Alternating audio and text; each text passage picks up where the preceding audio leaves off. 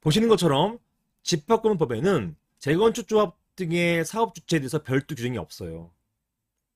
이러한 점이 도시정비법이나 가로정비 같은 소규모의 주택정비법상의 조합과 다른 것입니다.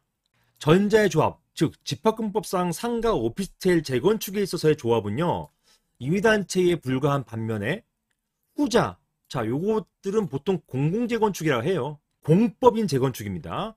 공공성 또는 공익성 또는 공법상 재건축이라고 표현합니다. 이런 공공재건축에 있어서의 조합, 이게 후자의 조합입니다. 이 조합은 법이 규정하고 그리고 관할관청의 인가를 받는 정식 단체로서 재건축 조합의 사건에 있어서 소송의 주체가 된다는 점에서 구별됩니다. 이러한 후자의 조합은요, 법으로 당사자가 될 수 있음을 규정하고 있어요. 법이요. 법이 소송의 주체가 된다는 점을 규정하고 있어요. 하지만 상가 같은 상가 오피스텔 같은 집합건물 재건축은 이런 규정이 없단 말입니다.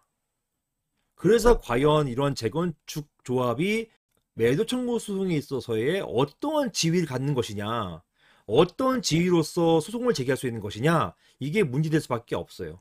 그리고 실제로 소송에서 문제가 됩니다.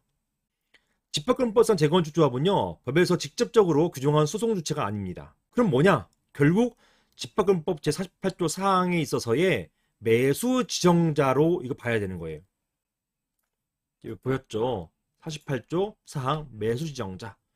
재건축 조합은 결국 매수 지정자로 봐야 된다는 것이에요. 자, 이런 매수 지정자로서의 지위를 갖고 이러한 지위를 바탕으로 소송을, 즉 매도 청구 소송을 진행하는 것이라고 봐야 되는 것입니다.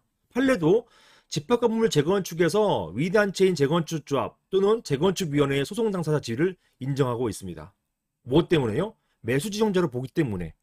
만약 그렇지 않으면 도대체 어떤 근거로 이런 소송을 제기하는지에 대해서 답변을 못해요. 매수 지정자로 보아야 할 것입니다. 그래야만 법 위반이 아니에요.